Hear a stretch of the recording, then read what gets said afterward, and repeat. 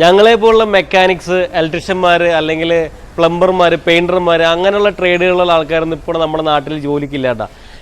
ഒരാളെ മലയാളീസിന് ജോലിക്ക് കിട്ടാനില്ല. ഇപ്പോൾ നമ്മുടെ സ്ഥാപനങ്ങളൊക്കെ ഇവിടുത്തെ നമ്മുടെ കേരള സ്ഥാപനങ്ങൾ നിലനിന്ന് തുടങ്ങുന്നുണ്ടെങ്കിൽ അന്യ സംസ്ഥാന തൊഴിലാളികൾ വേണം. നമുക്കിവിടെ ജോലിയില്ല, നമ്മളെപ്പോൾ ആൾക്കാർ ജോലിക്ക് നിൽക്കുന്നില്ല. അതിൻ്റെ മെയിൻ കാരണം എന്ന് വെച്ച് കഴിഞ്ഞാൽ അറിയാമായിരിക്കും. ഇപ്പോൾ എന്നെപ്പോൾ സാധാരണ ജോലി ചെയ്യുന്ന ആൾക്കാർക്ക് എല്ലാവർക്കും അറിയാൻ പറ്റുമായിരിക്കും. ഇപ്പോൾ ഞാൻ ഒരു പെണ്ണ് ആലോചിച്ചിറങ്ങുന്ന സമയത്ത് പെണ്ണ് കിട്ടാണ്ടായില്ല, പെണ്ണ് കിട്ടുന്നില്ല. ഞാൻ കല്യാണം കഴിച്ചോട്ടോ, പക്ഷേ എനിക്ക് പെണ്ണ് കിട്ടുന്നുണ്ടായിരുന്നില്ല. അപ്പോൾ നമ്മൾ ഒരു പെണ്ണിനെ നോക്കിയിട്ട് അവരുടെ മാട്രിമോണി കൊടുത്തിട്ട് അവരുടെ നിന്ന് എനിക്കൊരു കോൾ വന്നു. അപ്പോൾ എൻ്റെ അമ്മേനെ ഫോൺ എടുത്തത്. അപ്പോൾ അമ്മ ഫോൺ എടുത്തിട്ട് അമ്മേനോട് നമ്മ ചോദിച്ചു എന്താ മോൻ ചെയ്യണമെന്ന് ചോദിച്ചു. അപ്പോൾ ഞാനിങ്ങനെ മെക്കാനിക്കാണ്, അല്ല വർക്ക്ഷോപ്പാണെന്ന് പറഞ്ഞു. അപ്പോഴത്തേക്ക് ആൾ ചോദിച്ചാൽ അപ്പോൾ വേറെ ജോലിയൊന്നും ഇല്ല അല്ലേ എന്നാ പുള്ളിക്കാർ ചോദിക്കണം. അപ്പോൾ നമ്മൾ ചെയ്യുന്ന ജോലി അവർക്ക് ജോലിയായിട്ട് തോന്നിയിട്ടില്ല. ഞങ്ങൾ ചെയ്യുന്ന ജോലിയും ജോലി തന്നെയാണ് അല്ലേ. അപ്പോൾ ഞങ്ങൾക്ക് ഞങ്ങളുടേതായിട്ടുള്ള റെസ്പെക്റ്റ്, അതുപോലെ സാലറി, സമയം, അങ്ങനെ എല്ലാ കാര്യങ്ങളും ഞങ്ങൾക്ക് കിട്ടുകയാണെന്നുണ്ടെങ്കിൽ ഞങ്ങളെപ്പോലെ പണിക്കാരൊക്കെ ഇവിടെ തന്നെ നിൽക്കും, എവിടെയും പോകില്ല. ചിലപ്പോൾ ഞാനൊരു വർക്ക്ഷോപ്പ് നടത്തുന്ന ആളാണ്. അപ്പോൾ അതുകൊണ്ട് എനിക്കറിയാൻ പറ്റും. ഇപ്പോൾ ഇവിടെ ഒരു വർക്ക്ഷോപ്പിൽ വണ്ടി കൊണ്ടുവന്നു കഴിഞ്ഞാൽ ചിലപ്പോൾ എനിക്കത് ചെയ്യാൻ പറ്റില്ല, നോ എന്ന് പറഞ്ഞു കഴിഞ്ഞാൽ ആൾക്ക് ഇഷ്ടപ്പെട്ടെന്ന് വരില്ല. കാരണം എന്ന് വെച്ചാൽ എനിക്ക് എൻ്റെതായിട്ടുള്ള സ്പേസും അല്ലെങ്കിൽ എൻ്റെതായിട്ടുള്ള ടൈമിനനുസരിച്ച് എനിക്ക് വർക്ക് ചെയ്യാൻ പറ്റുള്ളൂ.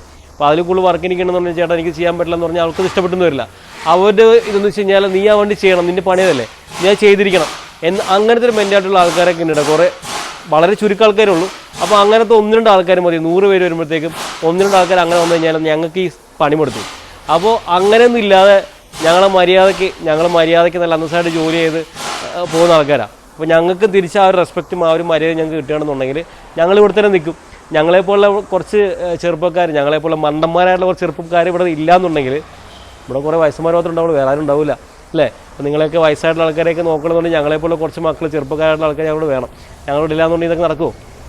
അപ്പോൾ പെട്ടെന്ന് ഹോസ്പിറ്റലിൽ പോകണമെന്നുണ്ടെങ്കിൽ ഞങ്ങളെപ്പോലുള്ള ആൾക്കാരൊക്കെ വേണ്ടേ, ഡ്രൈവർമാർ വേണ്ടേ. അപ്പോൾ ഡ്രൈവർമാരൊക്കെ അവിടെ, ഡ്രൈവർമാർക്കൊന്നും പുല്ല് വിലയാണ്. ഡ്രൈവർമാരൊക്കെ പെണ്ണലിച്ച് പോയി കഴിഞ്ഞാൽ പെണ്ണ് കിട്ടാനില്ല. അല്ലെങ്കിൽ നമ്മുടെ കുടുംബത്തിൽ പെട്ടെന്ന് ആൾ കയറി വരികയാണ്. നമ്മുടെ കുടുംബത്തിലോട്ട് ഒരാൾ കയറി വരുമ്പോൾ മോൻ എന്താ ചെയ്യണേ, മോൻ മെക്കാനിക്ക് എന്ന് പറയുമ്പോൾ അവർക്ക് ഭയങ്കര പുച്ഛ. പക്ഷേ ഈ ചോദിക്കുന്ന ആളുടെ മോൻ ചിലപ്പോൾ ഞാൻ ചെയ്യണം അതേ ജോലി തന്നെയായിരിക്കും കാനഡയിൽ ചെയ്യണത്. പക്ഷേ പുള്ളി കാനഡയിലും ഞാൻ ഇവിടെയും ചെയ്യണ ജോലി ഒന്ന് തന്നെയാണ്. പക്ഷേ ഞങ്ങൾക്ക് കിട്ടുന്ന രണ്ടുപേർക്ക് കിട്ടുന്ന മര്യാദയ്ക്ക് വ്യത്യാസമുണ്ട് കേട്ടോ. മോൻ കേരളത്തിൽ കിടന്ന് പഴക്കണു, പുള്ളി കാനഡയിൽ. അപ്പോൾ പുള്ളി അവിടുത്തെ ആളാണ്. അപ്പോൾ ആൾക്ക് അതിൻ്റെ റെസ്പെക്റ്റും നമുക്ക് പുല്ലുവിലയും. അപ്പോൾ അങ്ങനെ ഒന്ന് ചിന്തിക്കാതിരിക്കുക. ആൾ ചെയ്യണതും ഞാൻ ചെയ്യണതൊക്കെ ഒരേ വർക്ക് തന്നെയാണ്. ജോലികളിൽ അങ്ങനെ പ്രത്യേകിച്ച് വേറെ കാര്യങ്ങളായിട്ട് മറ്റേ റെസ്പെക്റ്റ് വേർതിരിച്ച് കാണേണ്ട ആവശ്യമൊന്നുമില്ല.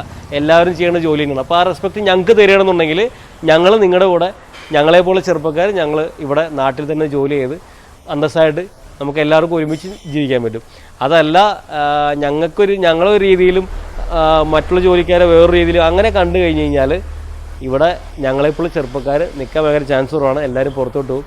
അങ്ങനെ പോയി കഴിഞ്ഞാൽ നിങ്ങളെപ്പോൾ ആൾക്കാർക്ക്, അതായത് മൊത്തത്തിൽ എല്ലാവർക്കും ഇത് ഭയങ്കര ബാധിക്കും. നമ്മുടെ ഗവൺമെൻറ്റിൻ്റെ കുഴപ്പം കൊണ്ടോ അല്ലെങ്കിൽ സിസ്റ്റത്തിൻ്റെ കുഴപ്പമൊന്നുമല്ല, നമ്മുടെ തന്നെ മെൻറ്റാലിറ്റി ശരിയല്ലാത്തതുകൊണ്ടാണ് കൂടുതൽ ആൾക്കാരും പുറത്തോട്ട് പോകണേട്ടാ.